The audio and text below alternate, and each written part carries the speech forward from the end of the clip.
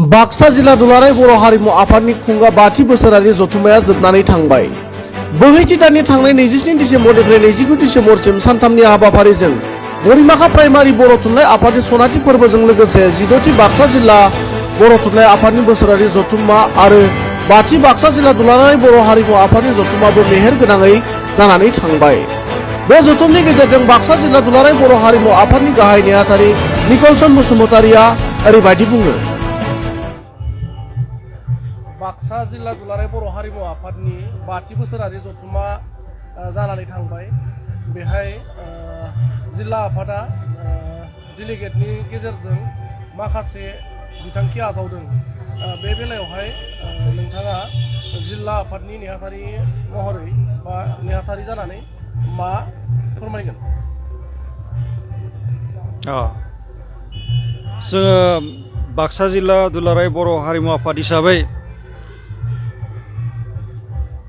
16थि बोसोरारि जथुम्मा बाक्सा जिल्ला बर' थुनलाइ आफाद लोगोसे सनाथि फोरबो फालिथाय बरिमाखा गुदि बर' थुनलाइ आफाद आरो 5थि बोसोरारि जथुम्मा बाक्सा जिल्ला दुलाराय बर' हारिमु आफाद जयैनो बे बोसोरारि जोंनि 5थि बोसोरारि जथुम्माखौ खुंजाबफानाय जादों। जिहेथु जोंहा दुलाराय बर' हारिमु आफादा राङारि बिथिङाव एसेबां गोख्रोंथि नङा, अब्लाबो जोङो बाक्सा डिस्ट्रिक्ट बर' थुनलाइ आफादनि हेफाजाबाव बा बिथांमोनजों लोगोसेयैनो बे बोसोराव जोङो नैथि खेबाव आगान सुरबाय। थांनाय बोसोराव जोङो बागानपारायाव 4थि बोसोरारि जथुम्मा खुंजाबफादोंमोन बाक्सा जिल्ला बर' थुनलाइ आफादजों। देग्लायबो बाक्सा जिल्ला बर' थुनलाइ आफादजों 5थि बोसोरारि बाक्सा जिल्ला दुलाराय बर' हारिमु आफादनि बोसोरारि जथुम्माखौ खुंफुंनाय जादों। बेवहाय जोङो थान्दै मेल महरैनो जोङो जोंनि हाबाफारिखौ मावफुंलांदोंमोन। बेवहाय जोंनि गाहाय आलासि महरै फैदोंमोन मिरु दुलाराय बर' हारिमु आफादनि मानगोनां आफादगिरि मुस्रि जगेश्वर ब्रह्म, थांखि जानाय आलासि मुस्रि देबेन ब्रह्म, बिथांमोना फैनानै जोंनि हाबाफारिखौ मेहेरगोनां खालामदोंमोन। दा बे जथुम्मानि गेजेरजों गौथुमा एबा हारिमु आफादा माबा गोदान बिथांखिफोर लादों नामा?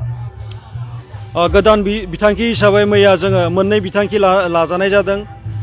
2022खौ जोङो मोनसे मिशन लानाय जादों। जिहेथु जोंनि जिल्लानि सिङाव थानाय दखरा कमिटिफ्रा सोरबा बेंगुरा जाना दङ, थैनानै दङ, बेफोर गासै दखराफोरखौ जोङो गासैखौबो दाफामफिननायनि मोनसे बिथांखि लानाय जादों। 2022 मायथाइनि गेजेराव जों गासैबो दखराफोरखौ, जायफ्रा दखराफ्रा दासिमबो थैनानै दङ, बेंगुरा जानानै दङ, बेफोरखौ जोङो गोख्रोङैनो दाफुंफिननायनि मोनसे बिथांखि लानाय जादों।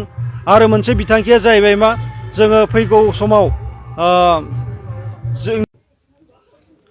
फैगौ समाव जोङो बाक्सा जिल्ला दुलाराय बर' हारिमु आफादा जोंनि बोसोरारि जथुम्माखौ जोङो हारसिङैनो खुंनो थाखाय जोङो थांखि लानाय जादों।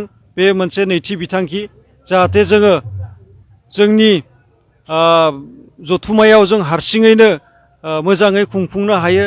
जोंनि आलासिफोरखौ जोङो जोंनि गोसो बायदि लेंनानै जोङो बिबुंथि लाखिनो हायो। बे नोजोरजों जोङो जोंनि बाक्सा जिल्ला दुलाराय बर' हारिमु आफादा हारसिङैनो बोसोरारि जथुम्माखौ खुंफुंनो थाखाय हानाय जाथों।